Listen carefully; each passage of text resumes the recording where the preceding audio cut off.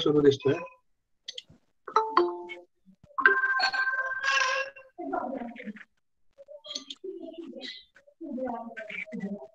गुरुर्ब्रह्मा गुरुर्विष्णू गुरुर्देवो महेश्वरः गुरुः साक्षात् परब्रह्म तस्मै श्री गुरवे नमः। मूकं करोति वाचालं पङ्गुं लङ्घयते गिरिं यत्कृपातमहं वन्दे परमानन्दमाधवम्। नमः श्री शंकरानंद गुरुपादाम्बुजन्मने सविलास महामोह ग्राह ग्रासैक कर्मणे।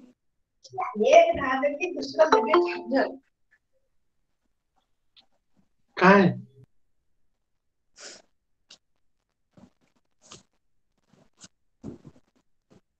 आपला महाभूत विवेक हे दुसरं प्रकरण सुरू झालेलं आहे.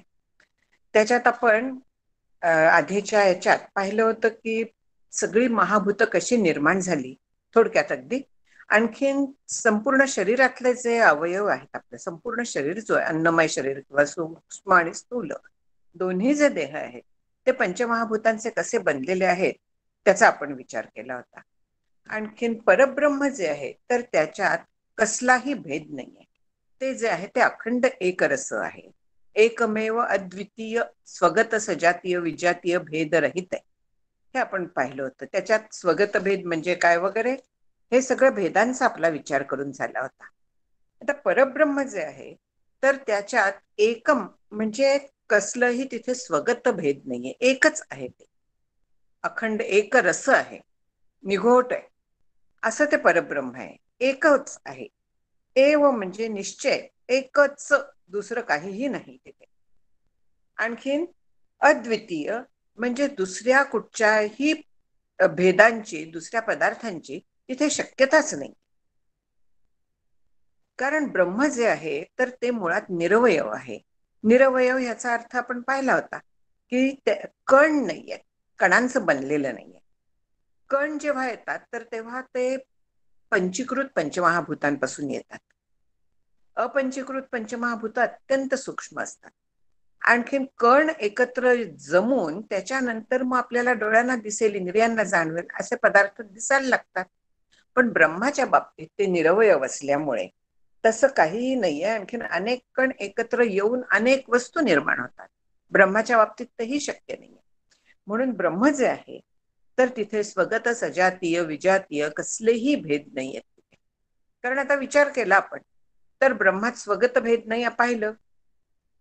सजातीय ब्रह्माच्या जातीचं दुसरं जर का असलं तर मग ब्रह्म एकमेव व्यापक असं कसं काय राहील? तिथे भेद आला. विजातीय भेद आहे म्हटलं तर ब्रह्माच्याहून विजातीय अशी फक्त एक गोष्ट असत नावाची संकल्पना जी आहे. पण असतचा अर्थ मुळात असं आहे की ज्याला अस्तित्वच नाहीये. आणि ब्रह्माचा जो आहे सतचा अर्थ आहे की ज्याचं अस्तित्व त्रिकाला बाधित आहे. म्हणजे जे कायम आहे आणि आहे ते नाही असं कधी होत नाही. आणि याच्या उलट असत जे आहे ते आहे असं कधी होत नाही. पण असं त्याला जर का कुठे अस्तित्वच नसलं तर मग ब्रह्माला ते कसं काय भेद म्हणून म्हणता येईल? सशाच्या शिंगाला अस्तित्वच नाही, मग त्याचा आपण तुलना गायीच्या शिंगांची करू शकतो का? तसंच आहे इथे. असं ह्याला अस्तित्वच नसल्यामुळे तिथे विजातीय भेद पण असू शकत नाही. ब्रह्मात अंश पण नाहीयेत. आपण पाहिला हा आत्ताच विचार की जर का अंश पाडायला कण लागतात. आपण वाढदिवसाला केक कापताना किंवा पोळीचे आपण तुकडे करतो, अनेक गोष्टींचे आपण अंश करतो.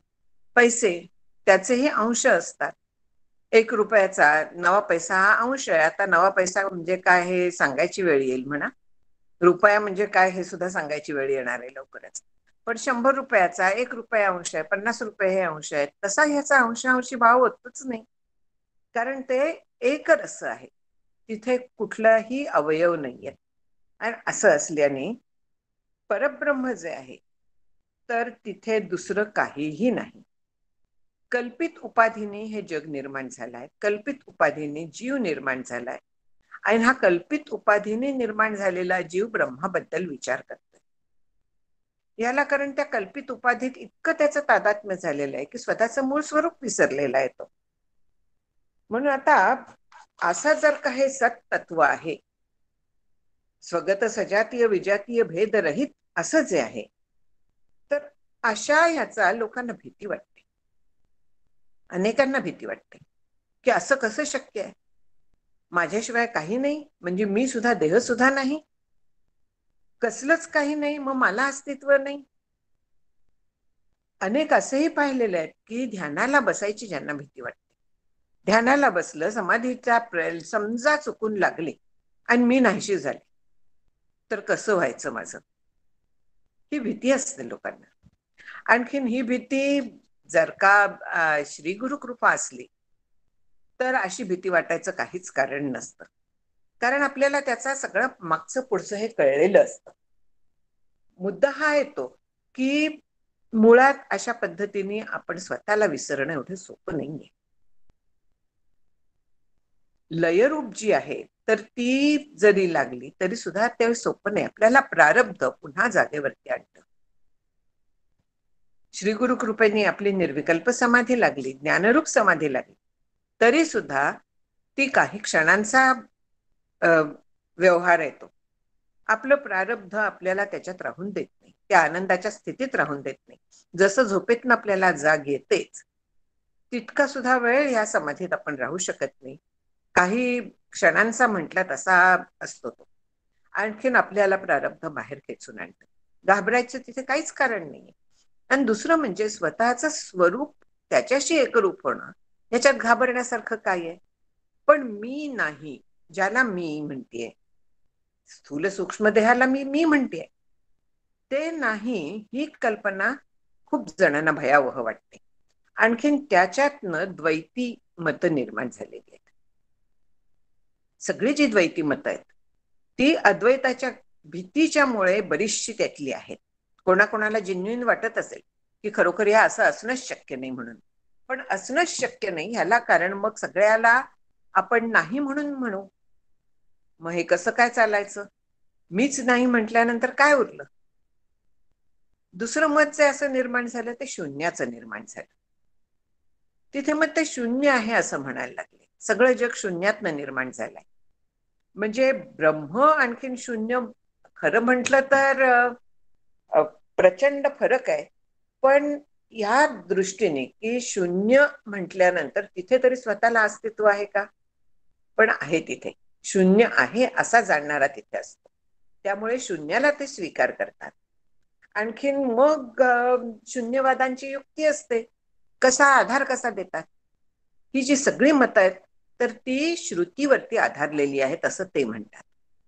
म्हणजे श्रुतीतलं एखादं वाक्य घ्यायचं आणि त्याच्यावरती आपलं मत निर्माण करायचं. उदाहरणार्थ ज्याच्यात गोष्ट आहे, आता उपनिषद कुठलं छंदोग्य आठवत नाही, जाऊन दे. इंद्र आणखीन विरोचन, विरोचन म्हणजे राक्षसांचा राजा, बलीचे वडील, प्रल्हादाचा मुलगा, दोघ जण प्रजापतीकडे गेले ब्रह्म म्हणजे जाणण्यासाठी. आणखीन त्याच्यात प्रजापतीने आधी त्यांना 30 वर्ष तपश्चर्या सांगितली.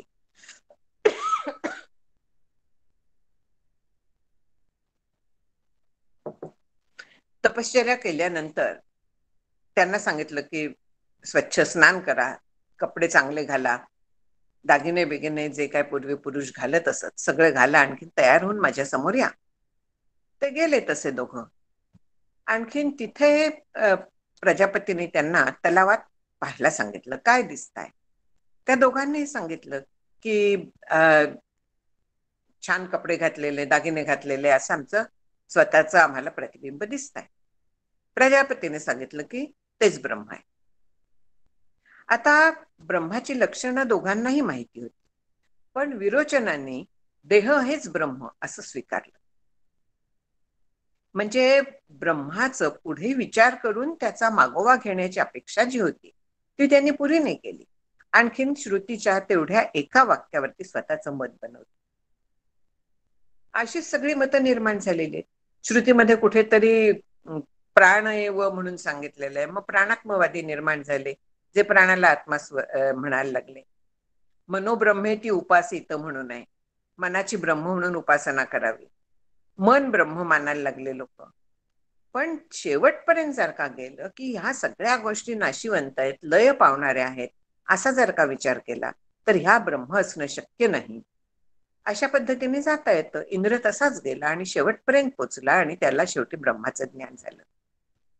पण असा विचार न करता श्रुतीच्या बारक्याशा कुठच्या तरी तुकड्यावरती आपलं मत संपूर्ण बनवणं, याला एकदेशी म्हणतात. श्रुतीचे एकदेशी मत. आणि सगळी बाकीची अद्वैत सोडून सगळी मतं ह्या पद्धतीची. इथे हे शून्य जे म्हटलेलं आहे, तर शून्य श्रुतीमध्ये असत आहे, असत एव सौम्य इदम अग्रे आसीत म्हणून. म्हणजे ह्या सृष्टीच्या पूर्वी असत होतं असं सांगितलेलं आहे. पण पुढे हेही म्हटलंय की कथम असतः सज्जायत सत एव सौम्य इदम अग्रे आसीत. म्हणजे असत पासून सत जे नाहीच आहे मुळात, त्याच्यापासनं काहीतरी अस्तित्व कसं काय जन्माला येऊ शकेल. तिथे असतचा अर्थ अव्यक्त असा आहे. म्हणजे प्रलयकाली व्यक्त न झालेली जी संपूर्ण बीजरूपाने सृष्टी असते, तर तिथे तिला असत असं म्हटलेलं आहे. म्हणजे अव्यक्त, जे कुठेही आपल्याला कळत नाही, पूर्ण लय पावलेलं असतं. तशा ह्याला असत म्हटलंय. आणखीन ते धरून चालून शून्यवादी आपलं मत प्रस्थापित करतात. शून्याचा बऱ्याच ठिकाणी खंडन केलेलं आहे, तर त्यामुळे त्याचा विचार थोडासा जास्त केला जातो. शून्य जे आहे, तर त्यांचं म्हणणं आहे शून्य आहे, शून्यापासून सगळं जग निर्माण झालंय. आता इथे ज्याला वदतो व्याघात असं म्हणतात. वदतो व्याघात म्हणजे बोलण्यात बोलणं नाही, साध्या मराठीत. आपल्याच वाक्याने आपण आधी बोललेल्या वाक्याचं खंडन करणं. शून्य म्हणजे काहीही नाही, आणि शून्य आसीत म्हणजे शून्य आहे असं म्हणणं म्हणजे आहे ह्याला अस्तित्व आलं. हे हेअर स्प्लिटिंग वाटेल, पण तसं नाहीये. आहेपणा जिथे आहे तिथे शून्यपणा नाहीये. शून्य म्हणजे कसलंच अस्तित्व नाही, नाहीये तिथे, काहीही नाही. तर हे म्हणतात की शून्य आहे. पूर्वी शून्य होतं आणि त्याच्यापासून जग निर्माण झालं. आत्ता पण सगळं शून्यच आहे. मग शून्य आहे म्हटल्यानंतर तुम्ही ब्रह्म आहे का नाही म्हणत. शून्य जर का तुम्हाला कळताय तर ब्रह्म न कळायला काय झालं तुम्हाला. सरळ मुद्दा आहे हा अगदी. आणि ह्या शून्यापासून जग कसं काय निर्माण होऊ शकेल, ते अशक्य गोष्ट आहे. पण जर का पुढे म्हटलंय की तुम्ही आहे म्हणत असला, तर मग आपलं तुपलं एकच मत आहे. आम्ही म्हणतोय की केवळ आहे नावाचं तत्व आहे, आणखी तुम्ही पण तसंच म्हणायला लागलाय. बाकी काही नाही, केवळ आहे म्हणून आहे. आणि हे शून्याच्या बाहेर पडायला एक मोठं आर्ग्युमेंट जे आहे की हे जसं एक आहे तसं शून्य आहे हे कोणाला कळलं. शून्य आहे हे जर का कळताय तर ते कोणाला कळलं. ते ज्याला कळलं तो तिथे उपलब्ध आहे की नाही. तिथे तो आहे, त्याचं मन बुद्धी जागेवर आहेत म्हणून त्याला कळलाय की इथे काही दुसरं दिसतच नाहीये, म्हणजे शून्य आहे. म्हणजे जर का हा माणूस उपस्थित असला, हा जीव उपस्थित असला, तर मग शून्य कसं काय असेल. म्हणून शून्याला अस्तित्वच नाही. निर्गुण निराकारात विलीन होणं ही अशा सगळ्यांना अत्यंत व्याकुळ करायला होतं. आणि म्हणून अनेकांनी म्हणजे आता गौडपादाचार्यांच्या कारिकेतला इथे घेतलेला आहे श्लोक की अस्पर्श योग वै नाम म्हणून जो आहे, की अस्पर्श योग म्हणजे ज्याला कसलाही स्पर्श नाही. स्पर्श व्हायला दोन लागतात की नाही. काहीतरी लागतं, एकाला स्पर्श होणार, दुसऱ्याचा स्पर्श कसला तरी होणार. म्हणून ब्रह्म हे अस्पर्श आहे. स्पर्श जे आपण म्हणतो तशा ह्याच नाहीये की ज्याला स्पर्श करू नये असं नाहीये. तर ज्याला स्पर्श करणंच शक्य नाही, कारण तिथे द्वैत नाहीये. असं हे ब्रह्म आहे. हा स्पर्श नावाचा योग द्वैत जे सांभाळतात त्यांना लाभणार नाही, म्हणून गौडपादाचार्य म्हणतात ते. कारण जिथे निर्भयता आहे तशा एकमेव अद्वितीयत्वाच त्यांना भीती वाटते, त्यांना आधार वाटतो कसला तरी. आणि श्रुती सांगते की द्वितीयाद् वै भयं भव, म्हणजे जिथं दुसरं आहे तर तिथे भय आहे. तुकाराम महाराज म्हणतात की दुजे खंडे तरी उरला तो अवघा हरी. जिथे द्वैत जातं तिथे फक्त हरी उरतो. हरी म्हणजे ब्रह्म.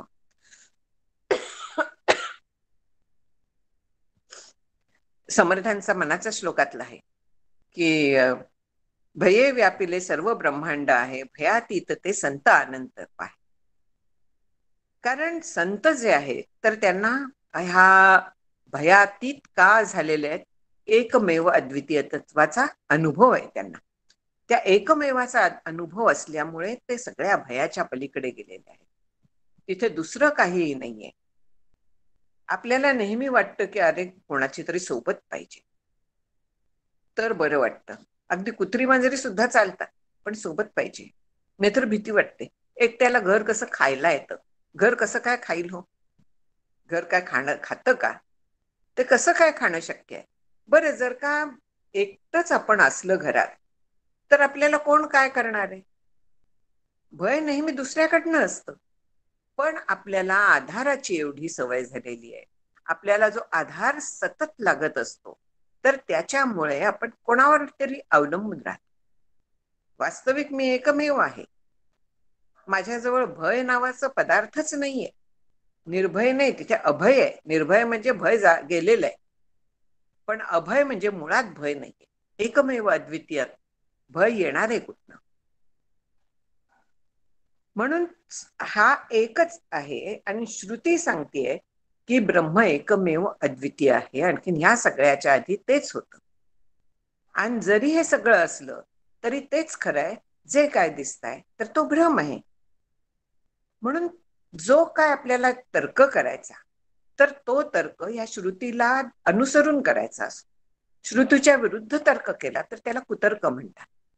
आणि मननाचं हे स्वरूप आहे. मनन ज्याला म्हणतात, श्रवण आणखीन मनन. श्रवण म्हणजे जीव आणखीन ब्रह्म हे एक आहे ते पटणं आपल्याला, आणि मननाच्या साह्याने त्याचा पूर्ण निश्चय होतो. मननाच्यासाठी श्रुतीला अनुकूल असा तर्क करायला लागतो, त्या युक्तीने आपल्याला बघायला लागतं. आणि श्रुतीला प्रतिकूल जे काय आपल्या समोर येईल तर त्याचं खंडन करायचं असतं, ते दूर सारायचं असतं. ह्याला म्हणतात मनन, जे ब्रह्मसूत्रात सांगितलेलं आहे. म्हणून इथे जे म्हटलेलं आहे की जग जे आहे तर ते शून्यातनं निर्माण होणं शक्य नाहीये, तर त्या परब्रह्मामध्ये एकमेव अद्वितीय अशा परब्रह्मावरती हे जग भासायला लागलं. यांनी इथे शून्य आहे वाल्यांचा एक छान दृष्टांत दिलाय की सूर्यावरती अंधार.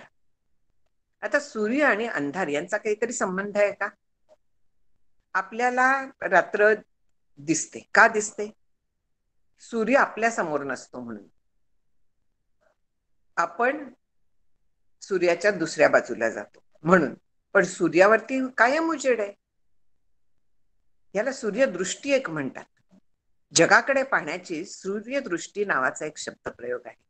सूर्यावरती अंधार नाही म्हणून जे म्हटलंय ना, की जो ज्ञानाच्या दृष्टीतनं बघतो तर त्याच्यासाठी फक्त ब्रह्म आहे सगळीकडे, आणि जो अज्ञानाच्या दृष्टीतनं बघतो तर त्याच्यासाठी सगळा भेद आहे. ही सूर्यदृष्टी आपल्याला डेव्हलप करायची आहे. आपल्या विचारांचा जो सगळा कशासाठी करतोय, तर अशा पद्धतीची दृष्टी आपल्याला डेव्हलप करायची, म्हणून हे सगळं समजावून घ्यायचं आहे. मग आता इथे एक शंका विचारलेली की ब्रह्मवस्तू अखंड भेद शून्य असताना त्याच्यात आकाश वगैरे भिन्न वस्तू सांगितलेल्या आहेत. मग भेदशून्य ब्रह्मवस्तूत भेद सांगताय तुम्ही, इथे व्याघात दोष नाही का? म्हणजे तुमचंच बोलण्यात बोलणं नाही ना होतंय. तर तिथे हे सांगतायत की शून्याचं रूप जर का तुमचं माईक असेल तर तसंच हे माईक आहे एवढं लक्षात घ्या तुम्ही. आम्ही प्रत्यक्षात आकाश आहे म्हणत नाही, आम्ही आकाशाचा भ्रम होतो असं म्हणतो. शून्याचा जर का भ्रम असलं तर आपलं मत एकच आहे. हेच पुन्हा इथे सांगितलेलं आहे. आता हा जो भ्रम आहे, कुठल्याही भ्रमाला काहीतरी मागे लागतं ना अधिष्ठान. आपण रज्जू सर्पाचं उदाहरण पाहिलं होतं की तिथे काहीतरी लांबट दोरी होती म्हणून त्याच्यावरती आपल्याला सर्प भासायला लागला. जर का तिथे काहीच नसतं तर आपल्याला तो भ्रम झाला नसता. म्हणजे काहीतरी तिथे भ्रम होण्यासाठी त्याला अधिष्ठान असं म्हणतात. आणि जो भ्रम असतो त्याला अध्यास असं नाव आहे. आपण त्या अधिष्ठान अध्यास वगैरे विचार केला होता. पण मग हे जे सत हे जर का आपण कल्पित म्हणायला लागलो तर सतला मग अधिष्ठान कोणाचं? कल्पनेला अधिष्ठान लागतं काहीतरी. मग सतला अधिष्ठान कोणाचं? सतला सतच अधिष्ठान असू शकत नाही. बरोबर आहे. सर्पावरती सर्पाचा भ्रम कसा काय होईल? म्हणजे दोरीवरती भासलेल्या सर्पावरती परत सर्पाचा भ्रम, असं शक्य आहे का? शक्य नाही आहे. तसा हा आहे. आणखी मग असतवरती भ्रम होतो का? असतला स्वतःलाच अस्तित्व नाही, तिथे भ्रम कसा काय होईल? जगतावरती भ्रम होतो का? जग मुळात सतपासून उत्पन्न झालेलं आहे, मग त्याच्यावरती भ्रम कसा काय होणार? कार्यावरती कारणाचा कसा भ्रम होईल? कारणावरती कार्याचा होऊ शकतो, कार्यावरती कारणाचा भ्रम होणार नाहीये. मग अधिष्ठान लागतंच का भ्रमाला? अर्थातच. अधिष्ठाना वाचून भ्रम नश्य हे आपण पाहिलं. शिंपलीवरती जर का सूर्यकिरण पडले, चकाकली, आपल्याला तिथे काहीतरी चांदीचा भ्रम होईल. चॉकलेटचं रॅपर वगैरे असतात, चकाकतात ती. तसा भ्रम होतो की काय पडलाय तिथे, बघितलं पाहिजे. प्लास्टिकवरती अशा पद्धतीने चकाकू शकतं. अनेक अशी उदाहरणं आहेत. पाण्यामध्ये काठी ठेवली, वाकडी दिसते. आपल्याला माहिती असतं की ती सरळ आहे, पण तरी देखील जर का ज्याला हे माहिती नाही त्याला नक्की वाटेल की ही काठी वाकलेली आहे म्हणून. अज्ञानी जो असतो तर त्याला तसं वाटतं. आपण अज्ञानी असल्यामुळे आपल्याला त्याच्या मागचं सत्य कळत नाही. सत्य ब्रह्म जे आहे ते आपल्याला कळत नाहीये, आणि म्हणून आपल्याला जे नाहीये तर ते संपूर्ण जग जे आहे तर ते दिसत आहे. त्याच्या पलीकडे आपल्याला काही कळत नाहीये. आता हे ब्रह्माचं जे वर्णन केलेलं आहे तर ते करायला आपल्याला शब्द वापरायला लागले. म्हणजे द्वैतातनच बोलतोय ना आपण. मी बोलतेय, तुम्ही ऐकताय. शब्द मी बोलतेय, शब्द तुम्ही ऐकताय. म्हणजे इथे सगळीकडे भेद आहे. पण त्याच्याशिवाय अद्वैत कसं काय सांगायचं? सगळा व्यवहार जो आहे तो द्वैताचाच आहे. आपल्याला सवय द्वैताची आहे, म्हणून अद्वैत सांगताना देखील आपल्याला शेवटी द्वैताचा शब्दाचा वापर करायला लागतो. शंकराचार्यांनी म्हटलंय ना की गुरुस्तु मौनम व्याख्यानम शिष्यस्तु छिन्न संशय. श्री गुरु मौन स्वीकारलं, आणखीन शिष्याचे सगळे संशय दूर झाले. म्हणजे त्या स्थितीत तिथे गेल्यानंतर शब्द उरतच नाही. येतो वाचा निवर्तन्ते अप्राप्य मनसासह. तिथे गेल्यानंतर वाणी मन हे त्यांच्या हाताला काही लागत नाही. ते दोन्ही पूर्णपणे परत फिरतात, आणि मग तिथे जे तत्व आहे त्याच्याशी आपण एकरूप होऊ शकतो. म्हणून अद्वैत जे आहे तर हे नेहमी द्वैताच्याच पद्धतीने आपल्याला बोलायला लागतं. समर्थांचं आहे की जरी मी न बोलावे तरी तुझं कळावे कैसे, अशा तऱ्हेची त्यांची ती ओळी आहे. मला वाटतं आत्मारामात असावी की मी जर का तुला हे सांगायचं कसं हे मला कळत नाही, पण मी जर का सांगितलं नाही तर तुला तरी कसं काय समजणार. म्हणून जसं शक्य होईल जितक्या हद्दीपर्यंत सांगता येईल तितक्या हद्दीपर्यंत सांगतात. संत जे सांगतायत, शास्त्र जे सांगतायत ते त्याला राऊंड अबाउट वेनी नेहमी सांगायला लागतं.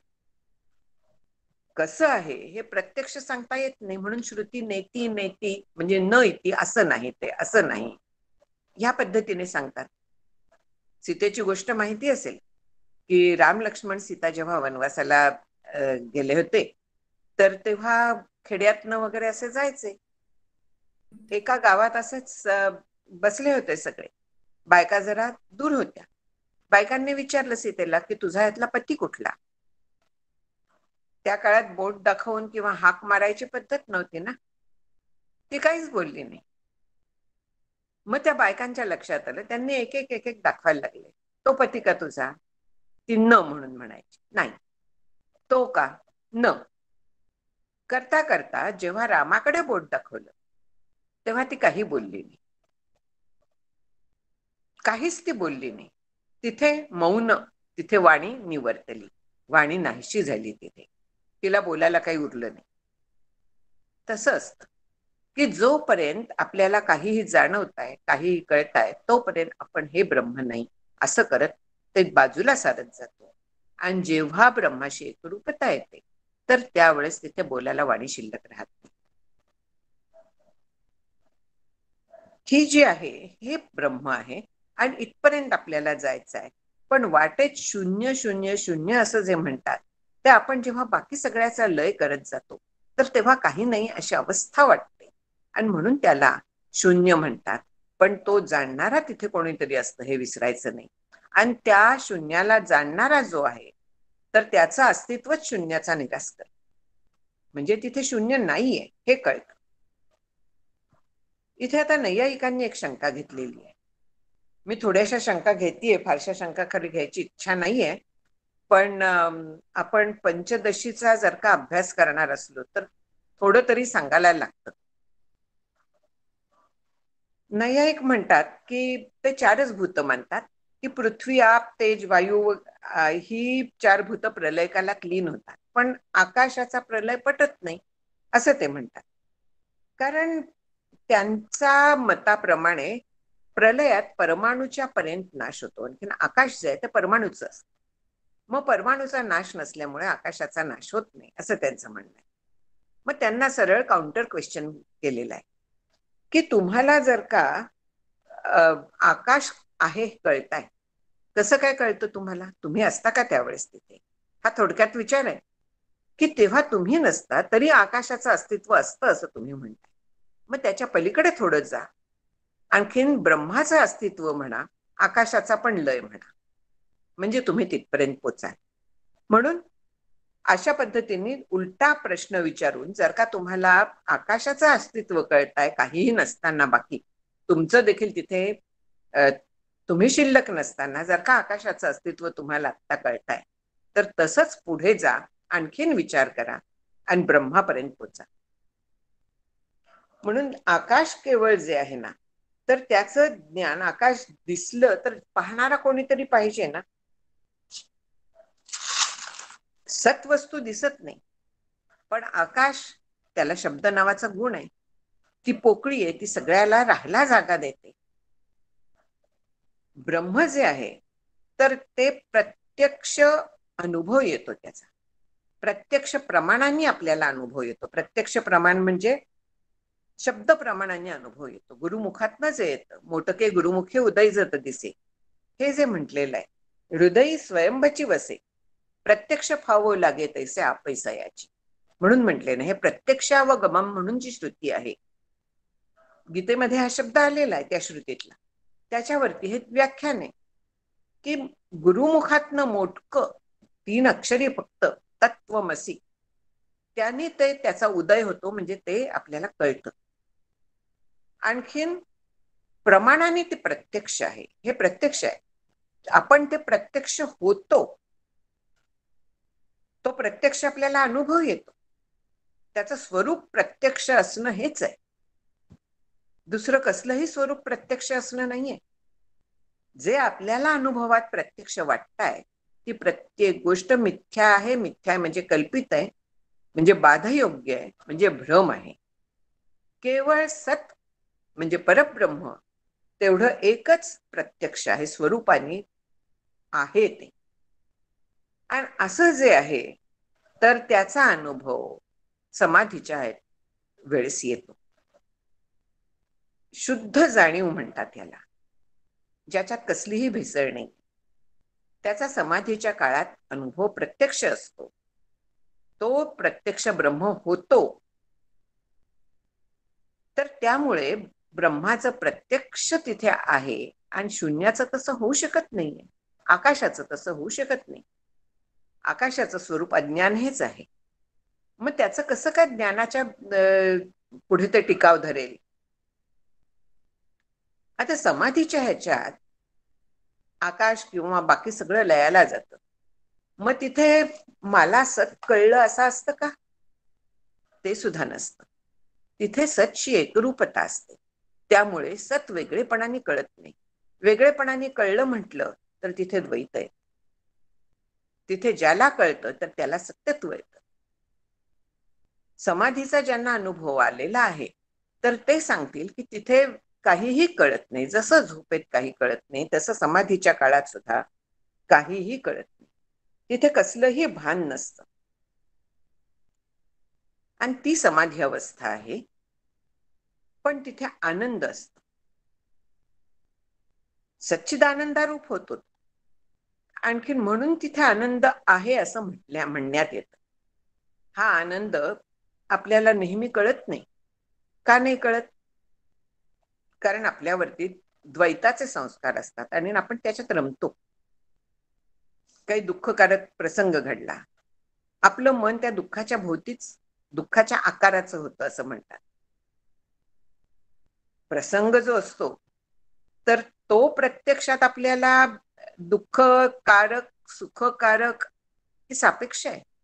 जी गोष्ट एकाला दुःखदायक होईल ती दुसऱ्याला सुखदायक होऊ शकते. एकच असतं.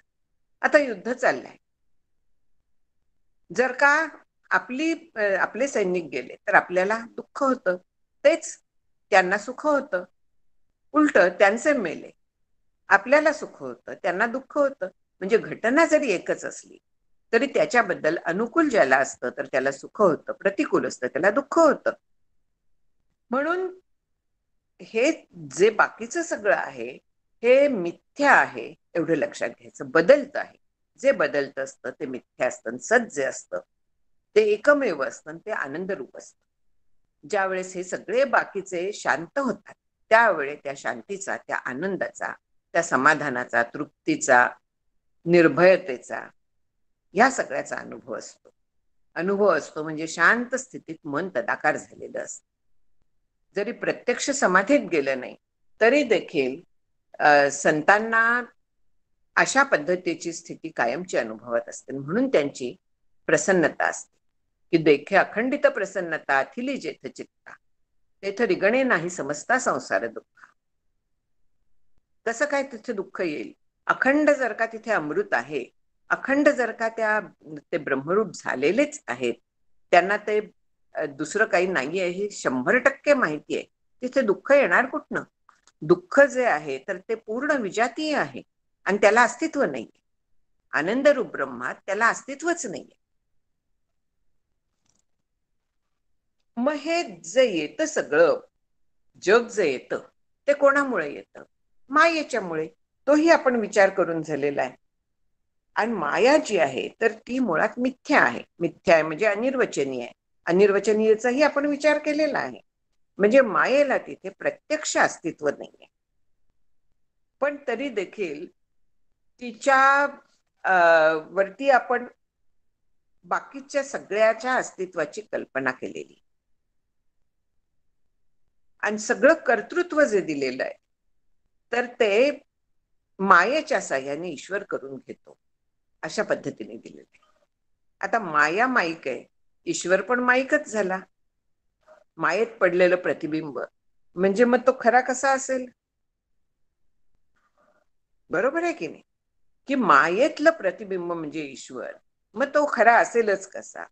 पण तरी देखील त्या मायेच्या, त्या ईश्वराच्या किंवा त्या ब्रह्माच्या म्हणूया शक्तीचा अंदाज कशावरनं येतो? केवळ कल्पनेने संपूर्ण सृष्टी निर्माण झालेली आहे. म्हणजे ही जी शक्ती आहे तर ती सच्ची शक्ती आहे. पण ती शक्ती कधीही शक्तिमानापासून वेगळी काढता येत नाही. उदाहरण दिलेलं आहे की आपल्याकडे कामाला कोणाला तरी बोलवलं. आता त्या माणसाला जे पैसे आपण देतो तर ते कशासाठी देतो? तो त्याची शक्ती वापरून काम करतो म्हणून देतो. मग शक्तीला वेगळे पैसे, त्याला वेगळे पैसे असे दोन दिले जातात का? अजिबात नाही. बरं, शक्ती त्याची किती आहे असं मापून आपल्याला पैसे देतो का? तसंही नसतं. शक्ती कितीही असली आणखीन तरी त्यांनी किती वापरली आहे ती, त्याला किती वापरायला लागली, त्याच्यावरती आपण त्याची मजुरी देत असतो. काम किती केलंय त्याच्यावरती देत असतो. म्हणजे शक्ती जी आहे तर ती त्याच्यामध्येच आहे, वेगळी काढता येत नाही ती. पण तरी देखील कार्यावरनं तिचं आपल्याला अनुमान करता येत. हे वेटलिफ्टर असतात. मला एकदा एक मुलगी भेटली होती. तिला सहज विचारलं, अशी किडकिडीत बारीकशी होती. ती वेटलिफ्टर आहे असं कळलं. तिला विचारलं की काय ग तू हे पोतं उचलू शकशील का? तिने उत्तर दिलं की सहज. अशी काही ती बोलली की काय पोतं उचलायला काय लागतंय सिमेंटचं एवढंच. तिच्याकडे पाहून शक्तीचा तिचा अंदाज येत नव्हता. किडकिडीत होती अगदी बारकीशी, पण तरी देखील शक्ती होती. म्हणजे ती उचलू शकते सहज, ह्याच्यावरनं तिच्यातल्या शक्तीचा अंदाज आला. म्हणून शक्तीला कार्यानुमेया असं म्हटलेलं आहे. कार्यावरून जिचा अनुमान करता येतो ती आहे. पण ती प्रत्यक्ष वेगळी अशी दाखवता येत नाही, म्हणून तिला अनिर्वचनीय असंही म्हटलंय. शक्ती हे मायेचं दुसरं नाव आहे. जेव्हा त्या शक्तीचा वापर होतो तेव्हा त्या मायेला शक्ती म्हणतात. मग मायेची शक्ती म्हटलं तरी काही बिघडत नाहीये. तशाही पद्धतीने शब्दप्रयोग कधी कधी केला जातो. ईश्वराची शक्ती, ब्रह्माची शक्ती, हे सगळे शब्दप्रयोग केले जातात. ह्या वेदांत शास्त्र म्हणा किंवा परमार्थात हा एक मोठा प्रॉब्लेम येतो की एकच शब्द एका अर्थाने वापरण्यात येतो. मूर्तिमंत उदाहरण गीतेत आहे. भगवंत अहम त्वा सर्व पापेभ्यो मोक्षयिष्यामी म्हणून म्हणतात, ईश्वर रूपाने म्हणतात. अहम आत्मा गुडाकेश म्हणतात, ब्रह्मरूपाने म्हणतात. अर्जुन शरण जातो तेव्हा कृष्ण म्हणून अवतारी म्हणून असतात. म्हणजे मी हे ते कधी म्हणतात हे आपल्याला संदर्भ पाहून त्याचा अर्थ स्वीकारायला लागतो. तसंच सगळीकडे असतं की मायेचं कुठचं रूप आपल्या समोर आहे त्याप्रमाणे त्याचं नाव येतं. अव्यक्त आहे का, माया आहे का, शक्ती आहे का, सगळी ही नाव आहेत मायेचीच. अज्ञान, अविद्या मायेचीच नाव आहे. जी ज्ञान होऊन देत नाही, ज्ञानाला विरोधी आहे, तिला अज्ञान म्हणतात. जी विद्या मिळून देत नाही जीवाला, तिला अविद्या म्हणतात. अशा पद्धतीने ही मायेची नावं सगळी कार्यावरणं आहेत. आणखीन इथे शक्तीचा विचार केलेला आहे की हे जे संपूर्ण सृष्टी निर्माण करायला शक्ती जी लागते ती शक्ती त्या मायेचीच म्हणजे ब्रह्माची आहे. पण ती त्याच्यापासून वेगळी नाही करतायत, ती त्याच्याशी एकरूप आहे.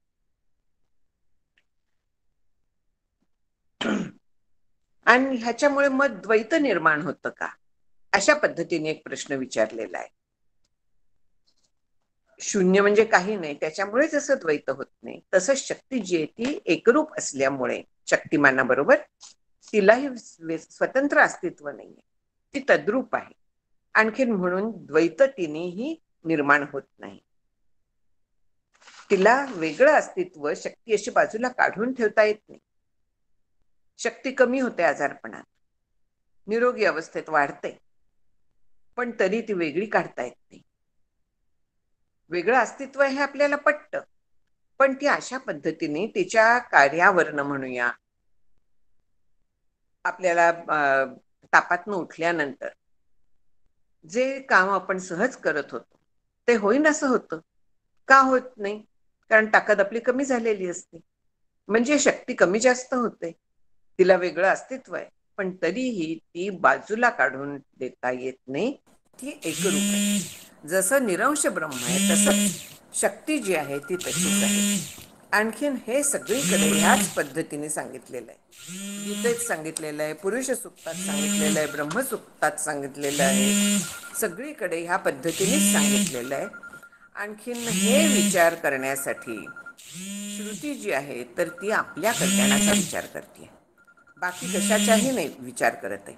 श्रुतीचा जो विचार आहे तर तो श्रोत्याच्या पारमार्थिक कल्याणाचा विचार असतो. श्रुती निर्माण कशा झालेल्या आहेत? ईश्वराचं निश्वसित म्हटलेलं आहे श्रुतींना. पण ज्या वेळे परब्रह्माचं ज्ञान होतं, त्याच्याशी एकरूप त्यावेळी देखील त्या मिथ्या होतात. का मिथ्या होतात? द्वैत येतं म्हणून. पण तोपर्यंत त्यांचा उपयोग आहे. पाण्यात बुडत असताना त्याच्यातनं जर का आपण बाहेर पडायचं असलं तर पाण्यातनंच बाहेर यायला लागतं आपल्याला. पाण्याचाच उपयोग करून पोहायला लागतं. त्याच्याशिवाय आपल्याला बाहेर पडता येत नाही त्या पाण्यातनं. तसं आज या जर का संसार सागरात आपण बुडत असलो तर त्याच्यातनं बाहेर पडण्यासाठी संसारातल्या गोष्टींचाच आपल्याला उपयोग करून घ्यायला लागतो. आणि त्या गोष्टी म्हणजे श्रुती म्हणा, हे वेदांतशास्त्र म्हणा, नाम म्हणा, उपास्य दैवत म्हणा, ही जी सगळी आहे, श्री गुरूंचा आशीर्वाद, श्री गुरु, सगळ्या गोष्टी, आपली उपासना. शंकराचार्यांचं आहे की उपासना देखील भ्रम आहे. हा भ्रम कधी? ज्यावेळी तिथपर्यंत पोचू तोपर्यंत. त्याच्या आधीपर्यंत तेच बरोबर आहे आणि ते करतच राहायला लागतं. नाहीतर पक्वान्न कुठेतरी दिसतायत, आणखीन खाल्ल्यानंतर आपलं पोट भरलंय असं होतं का? आपल्याला तिथपर्यंत जाऊन मेहनत करून ती घ्यायला लागतात, जेवायला लागतं, पचवायला लागतात, तेव्हा ती अंगी लागणार आहेत. तसं आहे हे ज्ञान जे आहे तर ते ज्ञान आहे म्हटल्यानंतर माझं पोट भरणार नाही, मी परब्रह्माशी एकरूप होऊ शकणार नाही. मला ह्याचा अभ्यास करायला हवा, तसा अनुभव घ्यायला हवा, तो अनुभव पचवायला हवा. आणि हे सगळं केल्याशिवाय प्रत्यक्ष तद्रूपता येणार. क्षणभर आली तरी देखील उपयोग होणार नाही, प्रत्यक्ष तद्रूपता येऊ शकत नाही.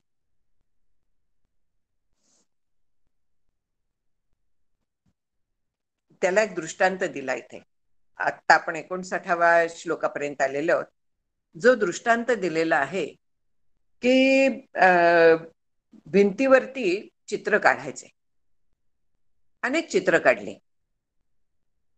रंग वापरले जातात त्याच्यात. आता रंग वापरल्यामुळे तिथे तरतऱ्हेच्या गोष्टी आपल्याला दिसायला लागतात. त्याच्यात काही चेतन असतात, काही अचेतन असतात, कधी सुंदर असतात, कधी कुरूप असतात, बेढब असतात, तरतऱ्हेच्या गोष्टी असतात. पण जर का आपण विचार केला तर आहे काय तिथे? फक्त भिंत आहे. आणखीन काय आहे? रंगांच्या मुळे त्याच्यात भेद आपल्याला भासायला लागले, पण ते भेद सत्य आहेत का? त्यातला कुठलाही भेद सत्य नाही. त्याच्या मागची जी अधिष्ठान रूप, आधार रूप भिंत आहे तेवढी सत्य आहे. रंग काय, कुठचा रंग देऊ त्याच्यावरती अवलंबून आहे, ते खरे नाहीयेत. तशाच पद्धतीने ब्रह्मावरती ही संपूर्ण सृष्टी निर्माण झालेली आहे. इथे आता पहिला जो विकार आहे, पहिल्यांदा काय निर्माण झालं मायेच्या ह्याच्यातनं? तर आकाश निर्माण झालं. ब्रह्म, माया, आकाश. मग आता सत अस्तित्व आहे. आकाशात काय आहे? एक नियम लक्षात घ्यायचा की कारणाचे गुण जे असतात तर ते गुण कार्यात उतरतात. जे आपलं कार्य असतं त्याच्यात कारणाचे गुण उतरतात. आता मातीचा गुण मडक्यात उतरणार आहे की नाही? मातीवरती पाणी जर का घातलं, मातीचा गंध येतो. मडक्यात पाणी भरलं नवीन, मातीचा गंध येतो. माती आपल्याला कळतंय ती, ते गुण त्याच्यात उतरतातच, कारणाचे गुण कार्यात उतरतात. मग तसं ब्रह्माचा कुठला गुण आकाशात उतरलाय? आकाश आहे असं आपण म्हणतो. म्हणजे आकाशाला जे अस्तित्व, मिथ्या का होईना पण अस्तित्व जे आलं तर ते सतपासून आलंय. मग मायेपासून काय आलं? वास्तविक आकाशात सत्व नाही आहे काही, आकाश कल्पित आहे. हा जो कल्पितपणा आहे, निस्तत्व म्हणतात, निस्सत्व, तो जो गुण आहे तो मायेपासून आलेला आहे आकाशात. आणि आकाशाचा स्वतःचा शब्द हा गुण आहे. प्रतिध्वनी इथे म्हटलेलं आहे म्हणजे शब्द गुण आहे. मग मायेचा प्रभाव आता म्हटलं की मायेच्या मुळे त्यात वास्तविक नसणेपणा हा तिथे आहे. आणखीन ब्रह्माच्या मुळे आकाश आहे अशा तऱ्हेने आपण म्हणायला. पुढे जर का विचार आपण करायला लागलो तर आकाशापासून काय निर्माण झालं? वायू निर्माण झाला. मग वायूमध्ये सुद्धा कारणाचे गुण कार्यात येतात. त्याप्रमाणे वायू आहे, आहेपणा हा ब्रह्माचा आला. त्याच्यात वास्तविक सत्व नाहीये, म्हणजे ते कल्पित आहे, खोटा आहे वायू. तो मायेचा गुण आला. आकाशाचा शब्द हा गुण आला आणि वायूचा स्वतःचा स्पर्श हा गुण आला. आपण थोडक्यात गेल्या वेळे सगळ्या पंचमहाभूतांचे गुण पाहिले होते, पण हे कारणातल्या गुणाचा सगळ्यात विचार केला नव्हता.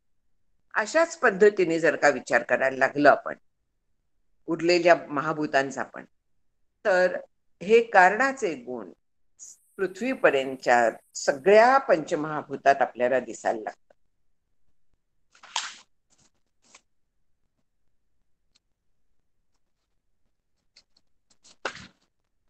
आणखीन हा विचार एवढ्यासाठी असतो की सत वस्तू जी आहे, सत जे आहे, तर ते आकाश म्हणा की पंचमहाभूत म्हणा, या सगळ्यांच्या पासून सत तत्व वेगळं आहे हे लक्षात घ्यायचं.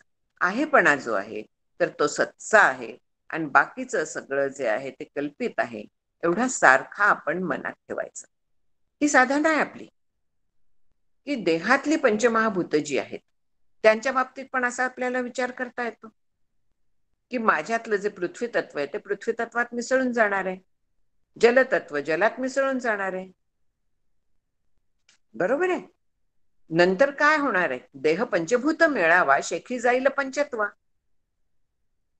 पंचभूतांचा मेळावा, पंचमहाभूतांचं गाठोड जे आहे तर ते नंतर कुठे जाणार आहे? पंचतत्वांमध्येच विलीन होणार आहे.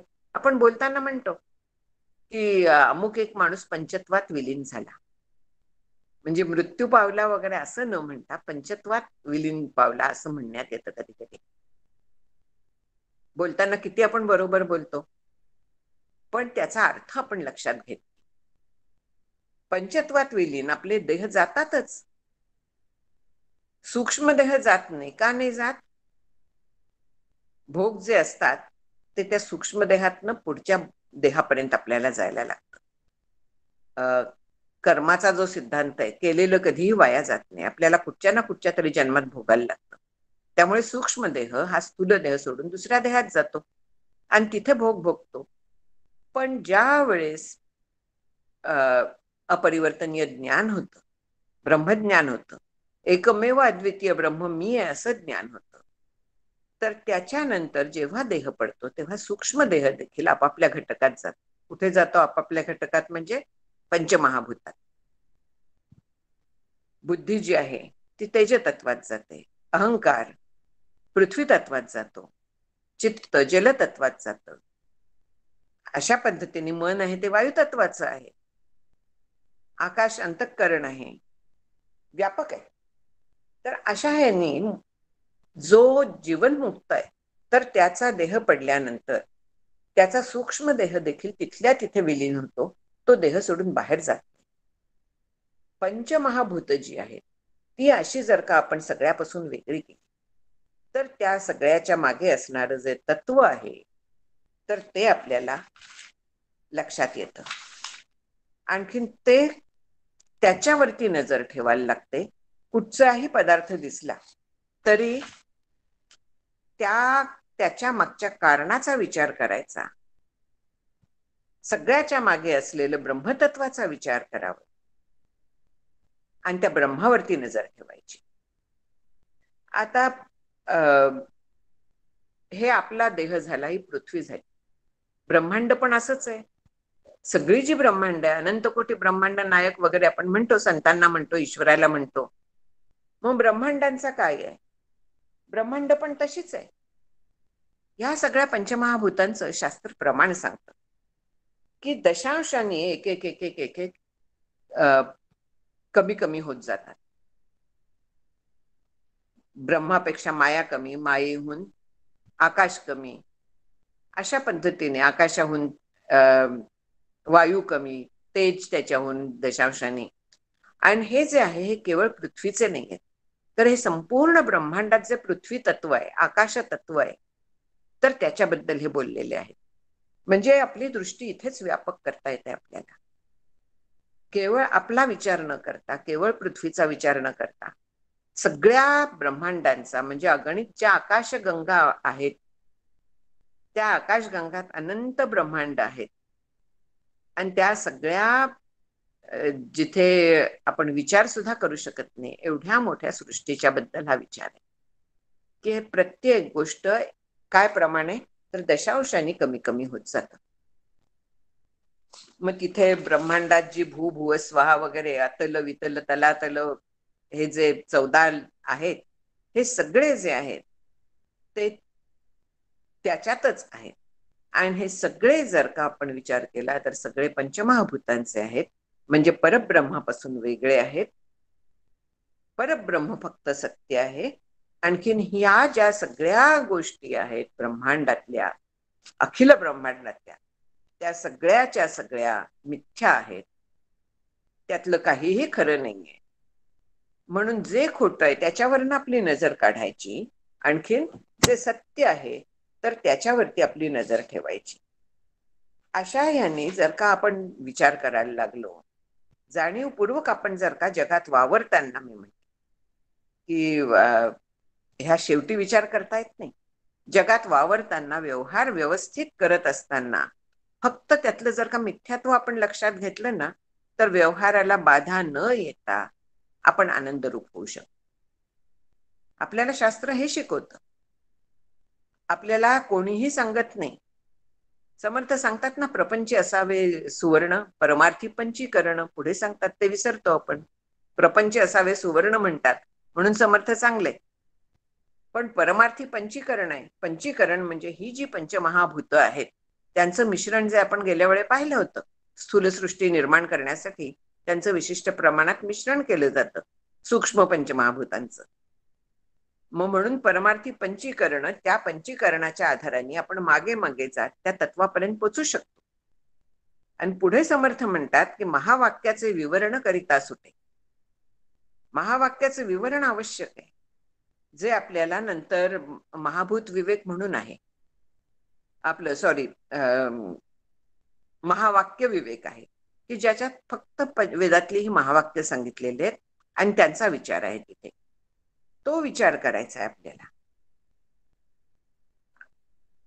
गीतेत आहे अंतकाली मामेव स्मरण मुक्तम कलेवरम वगैरे, सप्रयाती मामेव म्हणून. तर तिथे जे आहे तो विचार जो आहे तो अंतकाली, म्हणजे देहाचा अंत म्हणण्यापेक्षा देहबुद्धीचा अंत.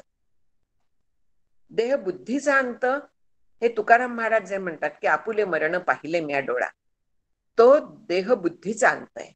देहबुद्धी ते आत्मबुद्धी करावी, सदा संगती सज्जनाची धरावी म्हणून समर्थ सांगतात.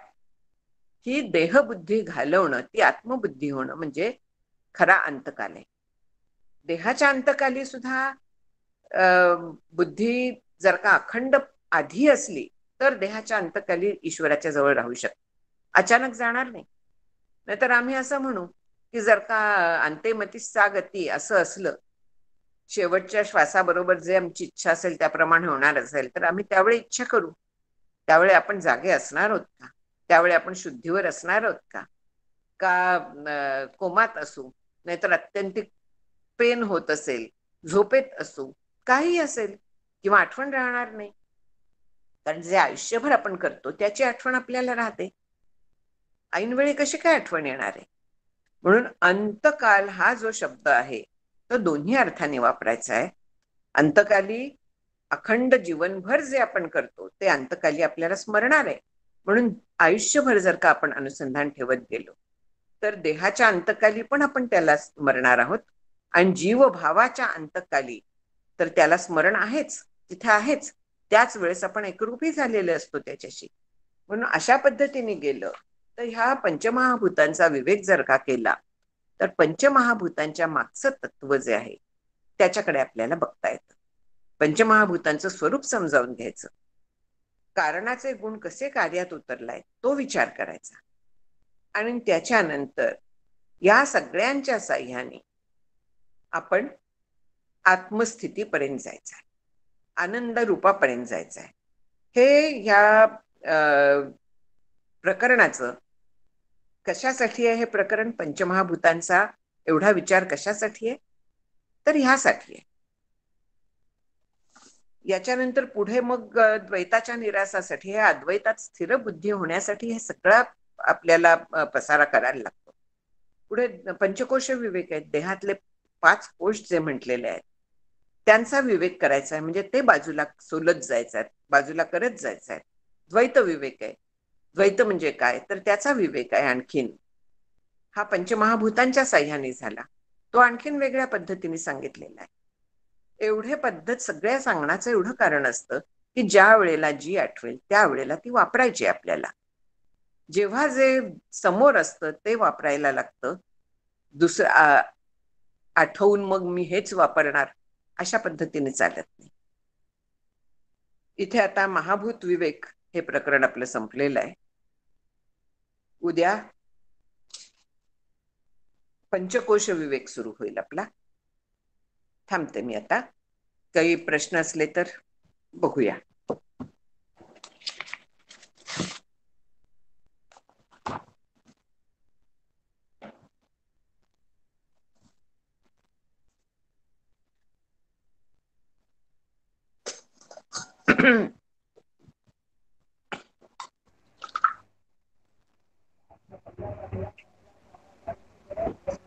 माधवी बोलते. ब्रह्म समजेपर्यंत शब्दाचा आपल्याला वापर करावाच लागतो किंवा सद्गुरूंची कृपा ही आवश्यकच आहे म्हटले. तर मग सद्गुरूंना अनुभव आहे तसा आपल्याला ब्रह्माचा अनुभव आल्याशिवाय तो खरा वाटणारच नाही ना. पण तोपर्यंत आपल्याला श्रद्धा म्हणून असते ना. श्रद्धा म्हणजे अढळ विश्वास आहे की ज्या अर्थी ते सांगतात त्या अर्थी तसं असलंच पाहिजे. आता आपल्याला जर का गावाला जायचंय आणि आपण ट्रेनवरती म्हणा, बसवरती म्हणा, पाठी बघतो आणि आपण त्याच्यात चढतो. काय आधाराने चढतो? विश्वासाच्याच आधारावरती चढतो ना. तसं आपल्याला साधनेच्या वाहनात बसायचं आहे आणि आपल्याला ते निश्चित नेणार आहे असं आपल्याला जर का सद्गुरूंनी सांगितलंय, संतांनी सांगितलंय, तर ते सत्य असलंच पाहिजे, कारण ते जाऊन आलेले आहे. जसं बसवरती लिहिलेलं सत्य म्हणून आपण धरतो तसंच. ओके.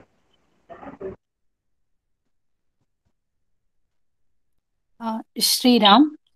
मी नम्रता औंधकर बोलते, जोशना मावशी. मला एक प्रश्न आहे. सध्या दासनवमीचा उत्सव पण चालू आहे, घरी पारायण पण चालू आहे दासनवमीचं माझं. तर हे जे सगळं आपण इथे ह्याच्यामध्ये शिकतो आहोत तर ते बरंचसं म्हणजे समर्थांनी दासबोधामध्ये दिलंय, वेगवेगळ्या प्रकारे दिलं आहे, ते जास्त छान कळतंय. पण या सगळ्या व्यतिरिक्त मला एक असा प्रश्न आहे, समर्थांना सुद्धा हे सगळं समजलं होतं, म्हणजे शब्दापलीकडे गेलेत किंवा सच्च त्यांना म्हणजे स्वरूप त्यांना समजलं असणारच असं आपण म्हणूयात. पण मग असं का म्हणतात की मग समर्थ परत जन्माला आले, असं कसं? जन्म मरण त्यांना कसं नाही चुकलं? कारण असं म्हणतात की समर्थ गोंदवलेकर महाराज हे समर्थच आहेत असं म्हणतात. मग हे असं कसं? म्हणजे इथे थोडंसं मला समजेना होतं कधी कधी. तुम्ही दासबोध वाचता म्हणतात, त्याच्यात समर्थांनी काय लिहिलंय? परी ते नाही आले देहे धरुनिया.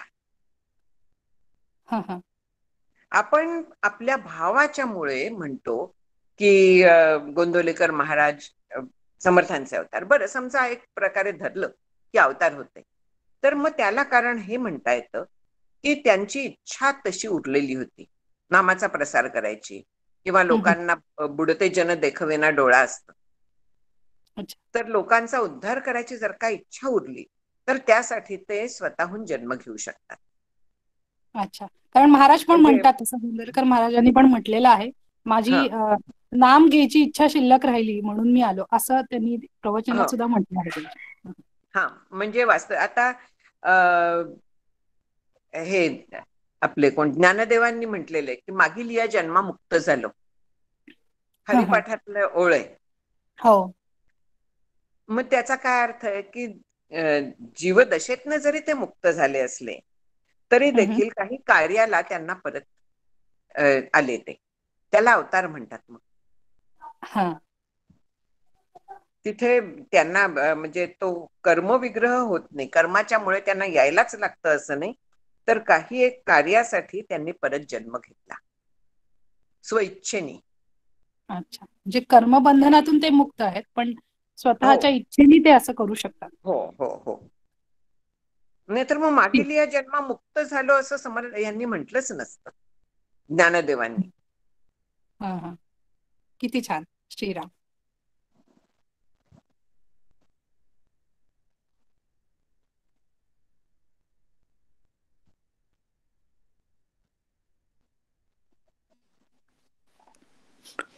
मंदाताईंनी एकदा असंच प्रवचनात सांगितलं होतं की जसं तुम्ही म्हणालात दुःख विजातीय आहे, मी शतानंद बोलतोय बाय द वे, तसंच त्यांनी सांगितलं होतं की दुःखाचे आपल्याला क्षण जास्त लक्षात राहतात कारण ते विजातीय आहे, आणि आपण स्वतः सुखरूप असल्यामुळे आपल्याला सुखाचे आपण पटकन विसरून जातो कारण ते आपलं आपण सुखरूपच आहे. फक्त तेवढं शेअर करायचं. होय होय.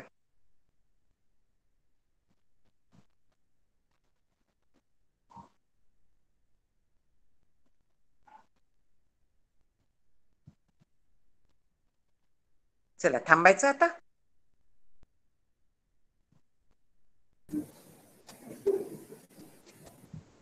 प्रियंका. हो.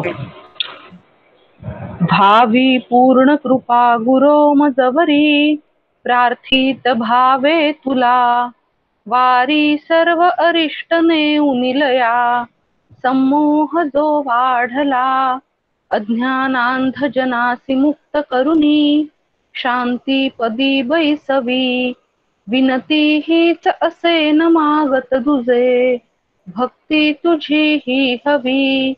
सद्गुरुनाथ महाराज की जय. जय श्रीराम.